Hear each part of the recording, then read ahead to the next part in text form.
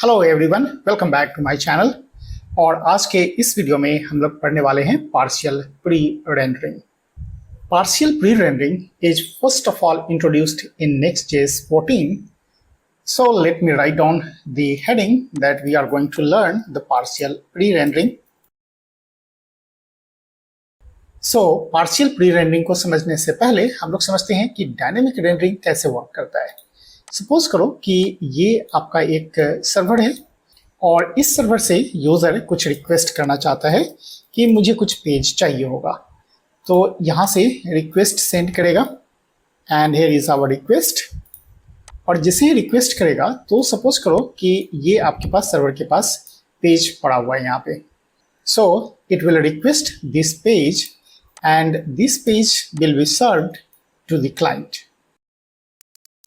तो जितनी बार क्लाइंट इसको रिक्वेस्ट करेगा कि मुझे ये पेज चाहिए होगा, उतनी बार ये हमारे सर्वर से रिक्वेस्ट करेगा और ये जो सर्वर से रिक्वेस्ट करेगा वो होगा हमारा रन टाइम के समय, right. So this is a run time and this page is served from the server.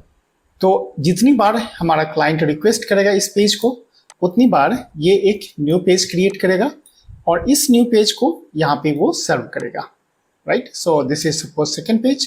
अगर इसने थर्ड टाइम भी रिक्वेस्ट किया तो एक थर्ड पेज को फिर से यहाँ पे जनरेट करेगा और इस थर्ड पेज को फिर से हमारे क्लाइंट को सर्व कर देगा।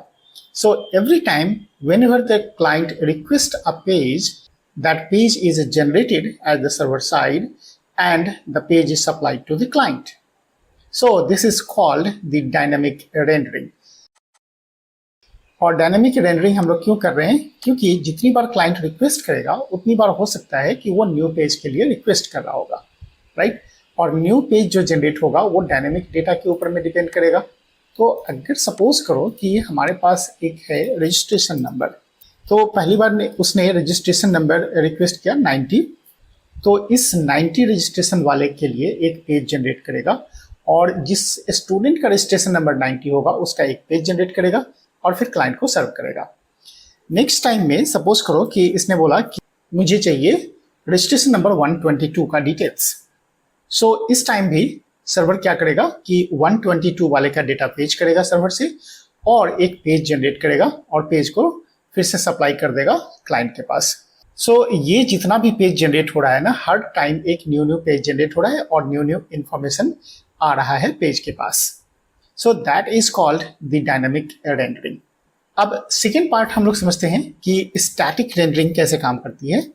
तो हमारे पास ये है एक स्टैटिक पेज और यहाँ पे हमारे पास स्टैटिक पेज का कुछ कंटेंट रखा हुआ, राइट। और स्टैटिक पेज हम लोग क्यों बोलते हैं? क्योंकि इसके अंदर का जो कंटेंट होगा ना वो बार बार चेंज नहीं होता है, that is the fixed content. So जितनी बार हमारा क्लाइंट यहाँ से रिक्वेस्ट करेगा कि मुझे कुछ पेज चाहिए होगा, सपोज करो कि ये हमारा क्लाइंट है और ये क्लाइंट जाकर के रिक्वेस्ट करता है कि मुझे पेज चाहिए होगा, right. So this page is having the fixed content and this page is directly served to the client, right. So here it will serve this page और यहाँ से हमारे पास चला जाएगा क्लाइंट के पास और इस पेज का कंटेंट बार बार चेंज नहीं होगा। जितनी बार भी ये पेज रिक्वेस्ट होगा उतनी बार ये फिक्स्ड जो पेज का कंटेंट है वही पेज क्लाइंट के पास यहाँ पे जाएगा। तो सपोज करो तीसरी बार भी रिक्वेस्ट किया तो इसके पास सेम फिक्स्ड डेटा जाएगा।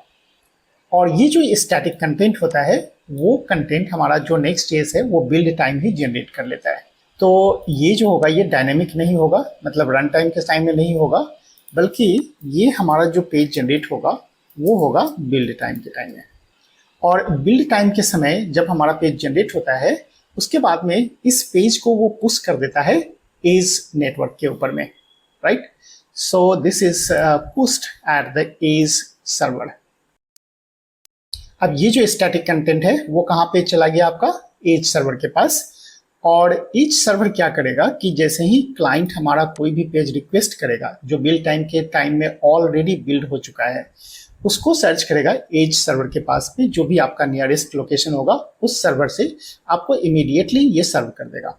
सो it will not take any more time to serve the page. Alright, तो आपको ये दोनों बातें क्लियर हो गई होगी कि जो हमारा डायनेमिक रेंडरिंग होता है वो कैसे होता है, और ये जो है बिल्ड टाइम के टाइम में जो हमारा पेज जनरेट हो चुका है वो है हमारा स्टैटिक रेंडरिंग। सो होपफुली आपको समझ में आ गया होगा कि स्टैटिक रेंडरिंग में क्या होता है और डायनेमिक रेंडरिंग में क्या होता है। अब इस दोनों रेंडरिंग प्रोसेस में प्रॉब्लम क्या था कि नेक्स्ट.जेएस को एक तीसरे टाइप का पार्शियल प्री रेंडरिंग का कंसेप्ट इंट्रोड्यूस करना पड़ा। तो यहाँ पे हम लोग समझते हैं इसकी जो प्रॉब्लम है उस बात को। अब एज्यूम करो कि ये जो आपका पेज है, इस पेज के अंदर में कुछ ऐसे कंटेंट होते हैं जो स्टैटिक होते हैं, इसके कंटेंट चेंज नहीं होते हैं। सपोज करो कि ये जो स्टैटिक कंटेंट होने वाला है वो है हमारा, सपोज करो कि नैप बार। ये नैप बार का जो कंटेंट होगा वो चेंज नहीं होगा, राइट। और कुछ ऐसे और भी कंटेंट हो सकते हैं, जैसे सपोज करो कि आपका कुछ डिस्क्रिप्शन वगैरह लिखा हुआ है ना। तो यहाँ पे आपका कुछ डिस्क्रिप्शन है और इस डिस्क्रिप्शन का जो कंटेंट है वो हमेशा फिक्स रहने वाला है, राइट। या फिर आप ब्लॉग का कंटेंट कुछ लिखे हो वो भी फिक्स रहने वाला है।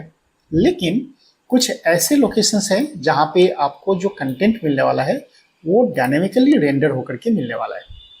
तो मैक्सिमम टाइम आप देखते होंगे कि एक पेज जो होता है ना उसके अंदर में फुल्ली स्टैटिक कंटेंट नहीं होता है और ना ही फुल्ली हमारा डायनेमिक ही कंटेंट होता है। तो डायनेमिक पेज के अंदर में भी बहुत सारा चीज़ ऐसे होते हैं जो फिक्स होते हैं, और फिक्स्ड वाले पेज के अंदर में भी कहीं कहीं आपको ऐसी चीज़ें मिलेगी जो डायनेमिक होते हैं। तो अभी तक जो ऑप्शन था नेक्स्ट.जेएस के अंदर में, तो अगर आप कोई पेज जनरेट करते हो तो या तो उसको फुल्ली स्टैटिक पेज बना दो या फिर उसको फुल्ली डायनेमिक पेज बना दो, दो ही ऑप्शन है आपके पास। तो अगर आप फुल्ली स्टैटिक बनाते हो तो डायनेमिक कंटेंट इसके अंदर नहीं आएगा, लेकिन अगर आप किसी पेज को फुल्ली डायनेमिक बना देते हो तो उसके साथ एक प्रॉब्लम आपको आएगा, क्या कि डायनेमिक पेज के अंदर में बहुत सारे ऐसे कंटेंट होंगे जो फिक्स्ड कंटेंट होंगे और उसको डायनेमिकली सर्वर से सर्व करवाने की जरूरत नहीं है। तो यहीं पे हम लोगों को चाहिए होता है पार्शियल प्री रेंडरिंग, राइट। तो मैं क्या चाहता था कि जो कंटेंट हमारा यहाँ पे है डायनेमिक, राइट, यहाँ पे मैं लिख ही देता हूँ कि this is our dynamic content but this are called the static content. और इस दोनों को मैं चाहता हूं कि सिंगल राउट सेगमेंट के ऊपर में एक्सेस करें, डायनेमिक कंटेंट को भी और स्टैटिक कंटेंट को भी, जो अब तक पॉसिबल नहीं था, राइट। तो यहीं पे हमें करना है पार्शियल प्री रेंडरिंग। तो यहाँ पे हम लोग पार्शियली क्यों बोल रहे हैं, क्योंकि जो स्टैटिक कंटेंट है ना वो प्री रेंडर्ड हो जाता है। तो प्री रेंडर्ड कब होता है, जिस समय हमारा पेज बिल्ड होता है उसी टाइम में हमारा रेंडर्ड हो जाता है, मतलब ये प्री रेंडर्ड है ऑलरेडी, ठीक है। और जो डायनेमिक कंटेंट है वो चाहिए होगा सर्वर से। तो एक राउट सेगमेंट के अंदर में आप ऐसा नहीं कर सकते थे पहले से, और जैसे ही हम लोग पार्शियल प्री रेंडरिंग करेंगे तो कुछ पार्ट जो स्टैटिक है हमारा यहाँ पे HTML, उसको पहले ये सर्व कर देगा इमीडिएटली, हमारा जो प्री रेंडर्ड कंटेंट है उसको क्लाइंट के पास सर्व कर देगा। तो सपोज करो कि हमारा जो ये पेज है वो कैसे सर्व कर रहा होगा क्लाइंट को। तो मैं यहाँ पे लेता हूँ कि ये जो मेरा टोटल पेज है वो टोटल पेज आ गया, और इसके अंदर में जो भी हमारा HTML का प्री रेंडर्ड कंटेंट है उसका वैल्यू भी आ गया, राइट। तो ये कंटेंट मुझे यहाँ पे मिल जाएगा क्लाइंट के पास, और ऊपर में जो नैप बार है वो भी यहाँ पे मिल जाएगा। और यहाँ है हमारे पास नैप बार, ये भी नैप बार कहाँ पे आ जाएगा, तो नीचे में हमारे पास इस क्लाइंट के पेज के पास सर्व कर देगा। और जब तक हमारा डेटा लोड हो रहा होगा तब तक इसके ऊपर में कुछ हम लोगों को लोडिंग कंटेंट या समथिंग करके कुछ यहाँ पे दिखना चाहिए, ठीक है। तो ये हम लोग को एक स्ट्रीमिंग वाला फील देगा कि ये हमारा जो स्टैटिक कंटेंट है वो ऑलरेडी अपीयर हो चुका है, और यूज़र एक्सपीरियंस इससे बेटर हो जाता है, ठीक है। क्योंकि यूज़र को ये मालूम चल रहा होता है कि हमारा पेज जो है वो अभी तक कुछ कंटेंट को लोड कर रहा है बैकग्राउंड के अंदर में, और जैसे ही सर्वर हमें सर्व करके दे देगा वैसे ही इसका कंटेंट जो होगा ना यहाँ पे रेंडर हो जाएगा। तो इस कंसेप्ट को इम्प्लीमेंट करने के लिए नेक्स्ट.जेएस ने इंट्रोड्यूस किया सस्पेंस बाउंड्री। सो होपफुली आपको समझ में आ गया होगा कि पार्शियल प्री रेंडर क्यों कहते हैं इसे, क्योंकि इस पेज का कुछ पार्ट हमें पहले मिल जाता है और कुछ पार्ट जो होता है वो डायनेमिकली रेंडर होकर के मिलता है। तो चलते हैं हम लोग अपने टर्मिनल के ऊपर में और इम्प्लीमेंट करते हैं नेक्स्ट.जेएस 15 के अंदर में। So here is our terminal और यहाँ पे हम लोग कर लेते हैं npx create next app and now we have to put the project name. तो यहाँ पे मैं नाम डाल देता हूँ partial ppr partial pre-rendering and it is asking for TypeScript no, ESLint yes and Tailwind yes, source directory चाहिए तो इसे भी इंक्लूड कर लो, ऐप राउटर तो चाहिए, टर्बो पैक अभी के लिए मुझे नहीं चाहिए तो नो ही रहने दो and then press enter. It will take some time to install all the packages और जैसे ही इंस्टॉल होता है फिर हम आपके पास वापस आते हैं. All right, so our project has been installed और अब हम लोग आ जाते हैं अपने प्रोजेक्ट फोल्डर के अंदर में और प्रोजेक्ट फोल्डर का नाम दिया था partial ppr and then open the VS Code. All right, so first of all close the welcome window and here is our brand new project. और यहाँ पे हमारे पास src और src के अंदर में जो ग्लोबल css है, पहले तो मैं यहाँ से कुछ चीज़ें जो बेकार है हमारे लिए पहले उसको रिमूव कर लेते हैं और एक चीज़ और हम लोग चेंज करेंगे जो पेजेस के अंदर में है. तो यहाँ पे मुझे कुछ और ज़्यादा कंटेंट नहीं चाहिए तो मैं यहाँ से इमीडिएटली इसे रिमूव कर लेता हूँ और यहाँ पे सिंपली हम लोग कर लेते हैं एक h1 और यहाँ पे हम लोग कर लेते हैं वेलकम टू होम पेज और यहाँ से सर्वर को भी हम लोग स्टार्ट कर लेते हैं. So it is our npm run dev. So our server is up and running और यहाँ से आप देख लो local host 3000. All right, so we have got here the welcome to home page. अब हम लोग फिर से वापस आ जाते हैं अपने VS कोड के अंदर में और यहाँ पे हम लोग बनाते हैं एक डायनामिक राउट. मैं डायरेक्टली आपको डायनामिक राउट के साथ ही एक्सपेरिमेंट करके दिखा देता हूँ कि यहाँ पे हमारे पास एक है ऐप और यहाँ पे हम लोग एक फोल्डर क्रिएट कर लेते हैं और फोल्डर क्रिएट कर लेते हैं सपोज स्टूडेंट और स्टूडेंट के अंदर में फिर से हम लोग एक डायनामिक पाथ बना लेते हैं और इसमें नाम रख लेते हैं इसका registration number and inside this registration number create a page dot JSX और यहाँ पे ले आते हैं हम लोग RFCE and this is our student page. All right, और इस पेज को हम लोग यहाँ पे रन करके देख लेते हैं. तो हमें मिला था path student and after student you write down any registration number, suppose 78 हमने यहाँ पे दिया तो यहाँ पे मिल गया मुझे स्टूडेंट पेज और यहाँ पे जो रजिस्ट्रेशन नंबर है इस रजिस्ट्रेशन नंबर को आप यहाँ पे रिसीव कर सकते हो एज अ params, राइट. तो अगर आप params को देखना चाहते हो तो कर लेते हैं यहाँ पे console log and then what is the content of params. तो यहाँ पे हम लोग कर लेते हैं इसको सेव और वापस आते हैं ब्राउज़र के ऊपर में और कंसोल को भी आप रख लो सामने में सो दैट आपको यहाँ पे जो आउटपुट आएगा ना दिखेगा. देखो यहाँ पे 78 ऑलरेडी आ चुका है लेकिन अगर मैं यहाँ पे चेंज करूँ 780 तो यहाँ पे मिल जाएगा आपको रजिस्ट्रेशन नंबर इज 780 और ये हमारा एक डायनेमिक राउट है, ये तो आपको मालूम होगा. अब एक चीज़ यहाँ पे हम लोग कर लेते हैं Ctrl+C करके, पहले तो आप सर्वर को स्टॉप कर लो और यहाँ पे हम लोग करते हैं अपने प्रोजेक्ट को बिल्ड.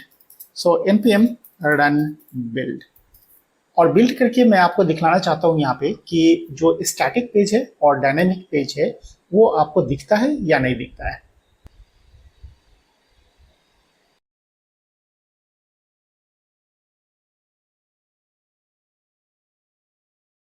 ऑल राइट, हमारा प्रोजेक्ट बिल्ड हो चुका है और यहाँ पे आप इंफॉर्मेशन देख लो कि ये जो सिंबल है सर्कुलर टाइप का ये बतला रहा है कि आपका जो पेज है वो आपका स्टैटिक है और जो F साइन है ये इंडिकेट कर रहा है कि ये आपका डायनेमिक पेज है, राइट. तो आपके पास अभी दो टाइप का पेज मिल गया, स्टैटिक और dynamic. Now return back to VS code and implement the partial pre rendering और उसके लिए दो चेंजेस आपको करने पड़ेंगे अपने प्रोजेक्ट के अंदर में.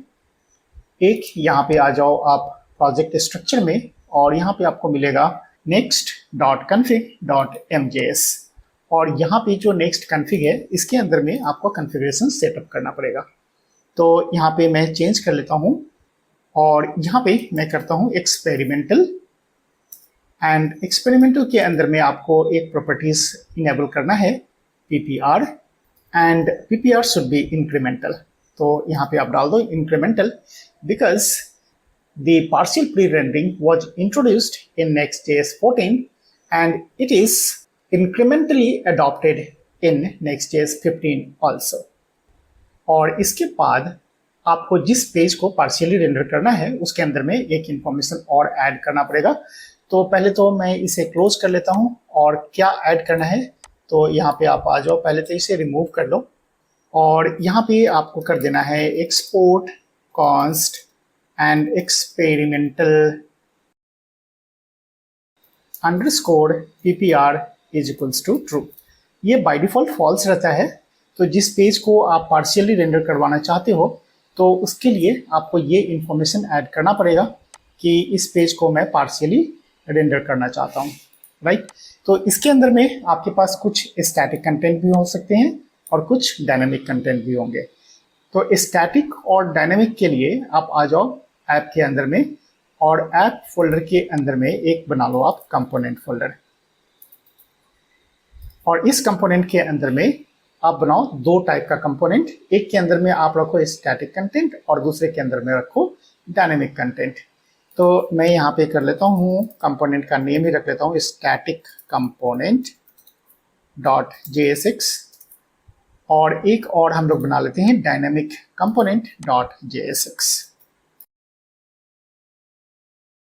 ऑलराइट, तो डायनेमिक कंटेंट के अंदर में भी हम लोग यहाँ पे कर लेते हैं RFCE, और यहाँ पे हमारे पास है स्टैटिक कंटेंट और इसके अंदर में भी हम लोग ले आते हैं boiler plate code RFCE, that is the static and dynamic content. अब हम लोग इस दोनों कंपोनेंट को यहाँ पे इंपोर्ट कर लेते हैं। तो इंपोर्ट करने के लिए आप यहाँ पे कर लो import and then static component and another one is the dynamic component. So here is our dynamic component.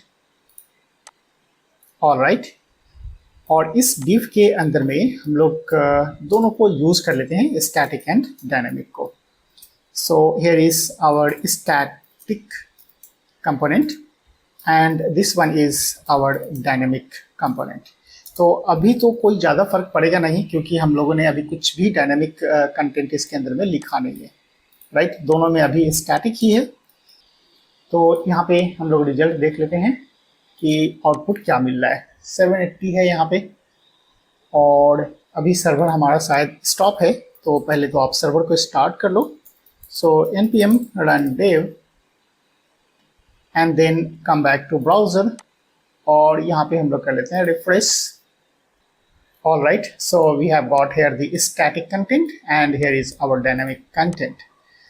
अब कुछ हम लोग इसमें स्टाइलिंग भी ऐड करेंगे ताकि हमको क्लियरली दिख सके कि स्टैटिक और डायनामिक किधर किधर वर्क कर रहा है, राइट। तो यहाँ पे हमारे पास है क्लास नेम, हम लोग टेलविंड का यूज़ करेंगे और यहाँ पे सेट कर लेते हैं हम लोग flex, justify center and max width is suppose 3 XL and the minimum height is screen, MX auto and items center. So here is our content, और यहाँ पे हम लोग कर लेते हैं that is the flex call, और गैप रखना है तो गैप भी हम लोग कर लेते हैं 5 का, और उसके बाद में देख लो यहाँ पे हमें मिल गया static content and this is our dynamic content.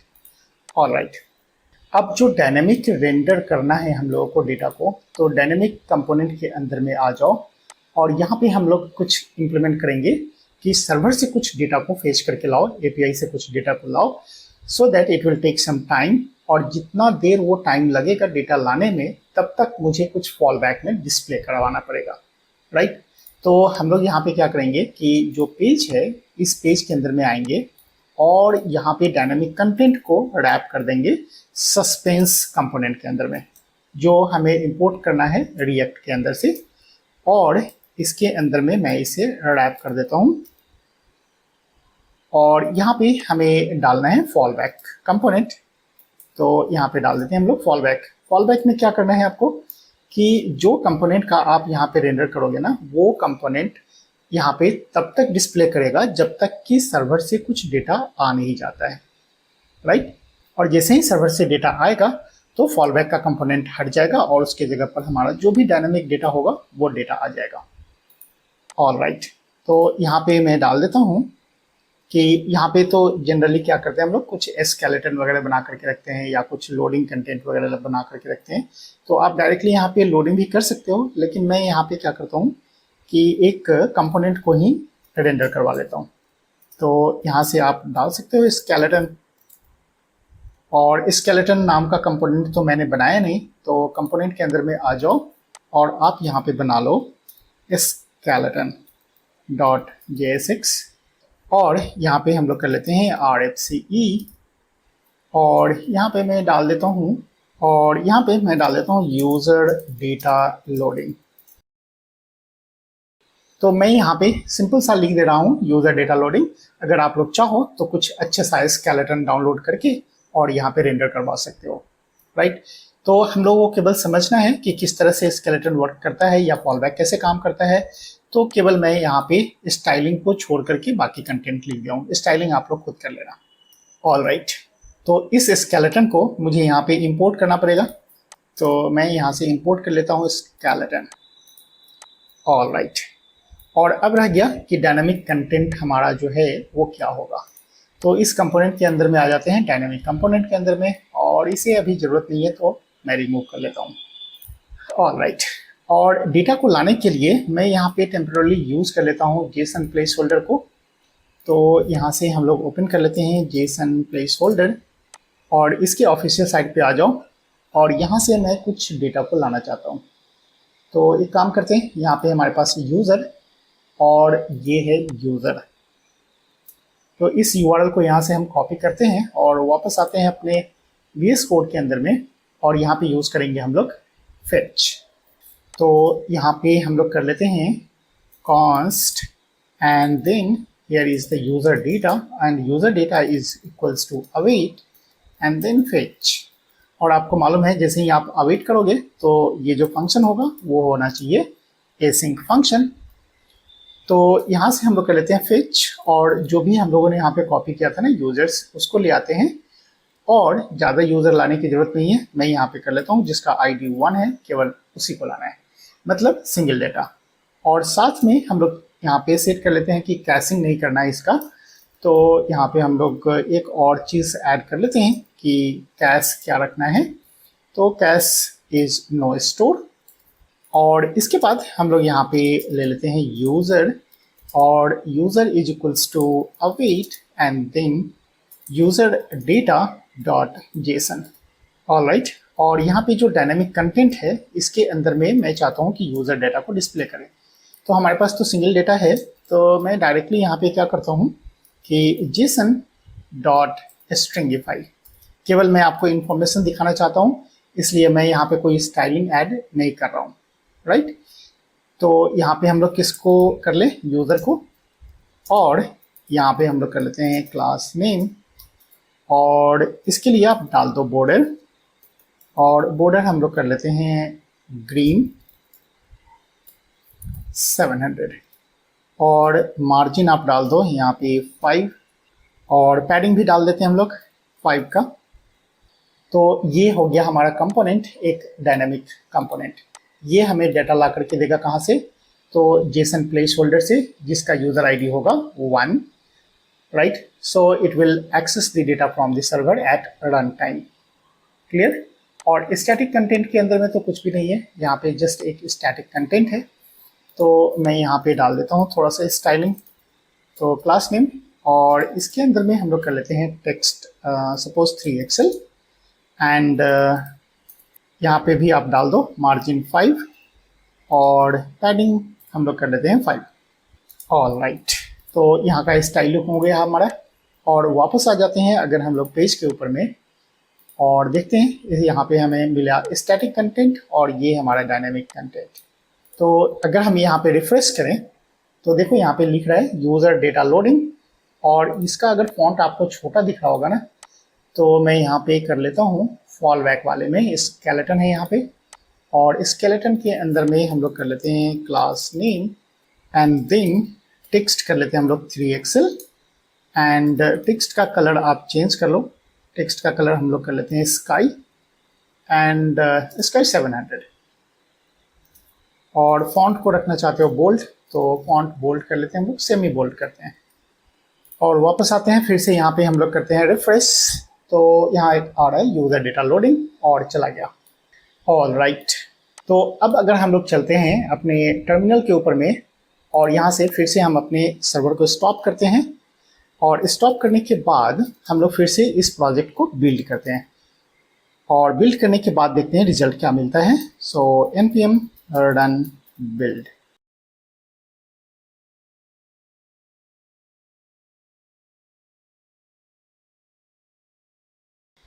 All right, तो हमारा प्रोजेक्ट बिल्ड हो चुका है, और बिल्ड होने के बाद देखो अब थोड़ा हमें रिजल्ट में चेंजेस दिखने को मिल रहा है। ये जो था पहले दिख रहा था डायनेमिक पेज, लेकिन अब यहाँ पे देखो मिल रहा है पार्शियल प्री रेंडर्ड, राइट। यहाँ पे सिंबल भी चेंज हो गया, वहाँ पे आ रहा था हमें F और अभी आ रहा है यहाँ पे क्वेश्चन मार्क, और यहाँ पे मैसेज मिल गया pre rendered as static HTML with dynamic server streamed content. All right, यही अचीव हम लोग करना चाह रहे थे और ये मिल गया। और अगर हम अभी रन करते हैं तो यहाँ पे रन करेंगे तो npm run और करते हैं स्टार्ट नॉट डेव, और इसके बाद अगर हम लोग पेज को लोड करेंगे तो पहले से थोड़ा ज़्यादा ही फास्ट दिखिएगा, राइट।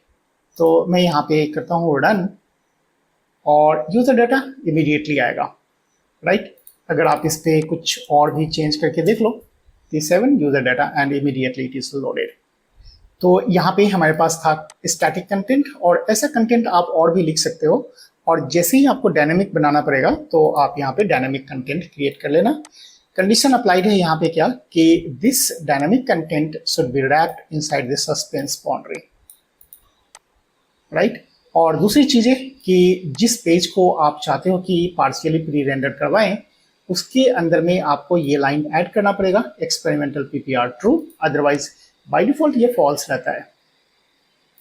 और एक चीज़ आप ध्यान रखना कि अगर आप चाहते हो कि ये हमें जितने भी पेज आएंगे डायनेमिक वाले, उसके अंदर में हम चाहते हैं कि पार्शियल प्री रेंडर हो, जिसके अंदर में कुछ स्टैटिक कंटेंट है, कुछ डायनेमिक कंटेंट है, तो हर पेज के अंदर में जा करके आपको लिखने की ज़रूरत नहीं है। तो अगर आप चाहते हो कि किसी पर्टिकुलर राउट सेगमेंट के अंदर में इम्प्लीमेंट करें पार्शियल प्री रेंडरिंग, तो उसके लेआउट में आप डाल दो या पेजेस के अंदर में डाल दो। तो जैसे ही आप लेआउट के अंदर में डालोगे ना, तो उसके जितने भी चाइल्ड पेजेस बनते जाएंगे, सारे पेजेस के अंदर में आपको इस एक्सपेरिमेंटल PPR को लिखने की जरूरत नहीं है, क्योंकि उसके लिए वो सभी के लिए एक्सपेरिमेंटल PPR ट्रू हो जाएगा, राइट। तो जैसे मैं आपको यहाँ पे बतला देता हूँ कि ये जो एक्सपेरिमेंटल PPR है, यहाँ से मैं इसको रिमूव कर लेता हूँ, राइट। और इसका जो हमारा मेन लेआउट पेज था यहाँ पे बाहर वाला लेआउट, राइट, इस लेआउट के अंदर में जा करके और मैं यहाँ पे पेस्ट कर लेता हूँ एक्सपेरिमेंटल PPR ट्रू, और इसको सेव कर लेते हैं। सेव करने के बाद यहाँ पे आप सर्वर को पहले स्टॉप कर लो और फिर से बिल्ड करके देख लो कि आपको यहाँ पे पार्शियल प्री रेंडरिंग का रिजल्ट मिलता है या नहीं मिलता है। सो npm run and build।